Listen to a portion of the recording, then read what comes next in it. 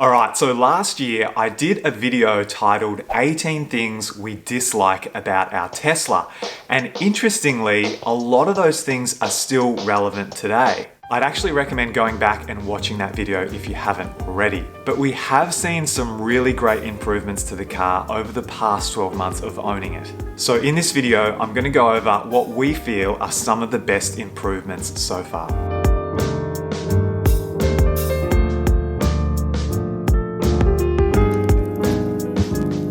Got Cooper in the back helping me with today's video. Number one would have to be the improvements we've seen in phantom braking.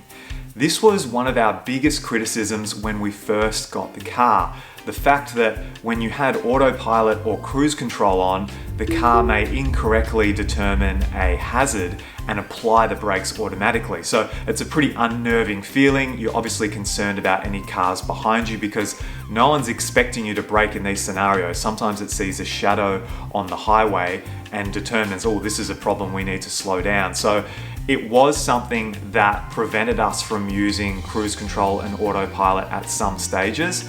However, over the past 12 months, with many software updates, more software updates have happened to this car than we have got on our iPhone, which says a lot.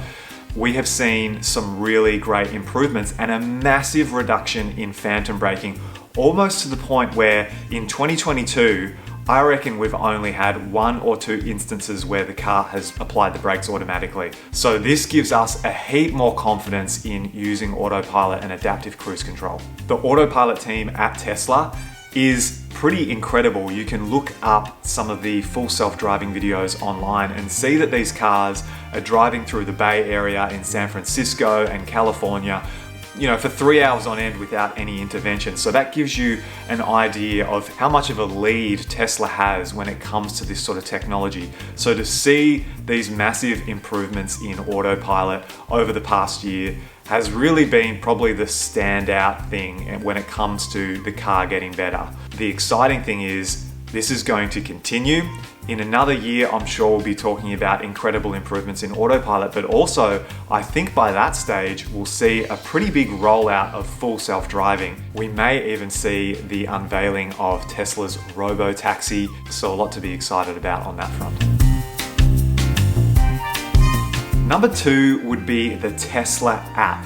Now, this has been a useful app from day one, don't get me wrong, but we have seen, just like the car's software updates, a myriad of software updates for the Tesla app that just keep bringing out more and more useful features. The latest update seeing the addition of dog mode, camp mode added to the interface so you can remotely control these things. And in the States, we're seeing the rollout of live Sentry View, which means you can jump on the app, click on any of those 4 cameras around the car and see what's happening. But yeah, overall, with that Tesla app, massive improvement in the UI design. So it's gotten a lot easier to use, it's gotten faster.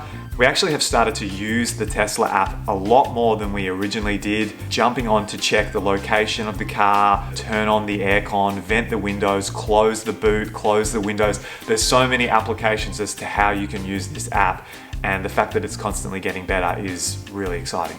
Number 3 is the addition of a blind spot camera that comes up when you indicate left or right. Now, something I've spoken about in my previous videos is the lack of a blind spot indicator in the mirrors themselves. When you're gonna look to indicate right, you wanna see if there's actually someone sitting in your blind spot by maybe like a yellow or red indicator. Most new cars have this, Tesla doesn't. But they've taken on customer feedback, and now when you indicate right or left, it's going to bring up that camera view for that side. And so as a driver now, I've actually got into the habit of indicating and looking at that camera to make sure nothing unusual is sitting in my blind spot. Tesla does have hidden safety features in that regard, so if you do try to merge into a lane and someone's in your blind spot, it's going to beep, it's going to warn you, so that's good to know that it's there. But this extra addition just gives you peace of mind, and I know a lot of drivers have been very happy with this add-on. Number 4 is possibly the most exciting thing for any Tesla owner, and that is software updates to the vehicle. We got a pretty cool Christmas update where it added a light show, some new games. I mean, just on the entertainment front, we've seen some really big updates like the addition of Disney Plus. Also, like YouTube and Netflix has gotten faster in terms of their apps that run natively on the car. We've had a whole new user interface redesign, so now all the icons look different and there's some really great intuitive additions to the car. There has been some cases of 2 steps forward, 1 step back. For example, the aircon now, when you want to adjust the fan speed, it is now a slider, which is a lot harder to use when you're driving. But again, the great thing is this will continue to change going forward. I don't really know another car company that's pushing software updates as much as Tesla is. And as Elon Musk has stated previously, they are just as much a software company as they are a hardware company. So yeah, this is just really exciting going forward, knowing that your car is going to continue to improve. I do sometimes miss the presence of something like Apple CarPlay, but Tesla building everything themselves, I think it's going to be better in the long run. Fingers crossed, we shall see. But yeah, certainly loving the software updates to this car. And lastly, number 5, which is a very exciting one for anyone living in Victoria or Australia wide, we've seen the rollout of heaps of new chargers. So what was initially a bit of a concern when we first got the car, in the sense that there wasn't as many chargers in regional Victoria, now we've seen brand new version 3 Tesla superchargers open across the country.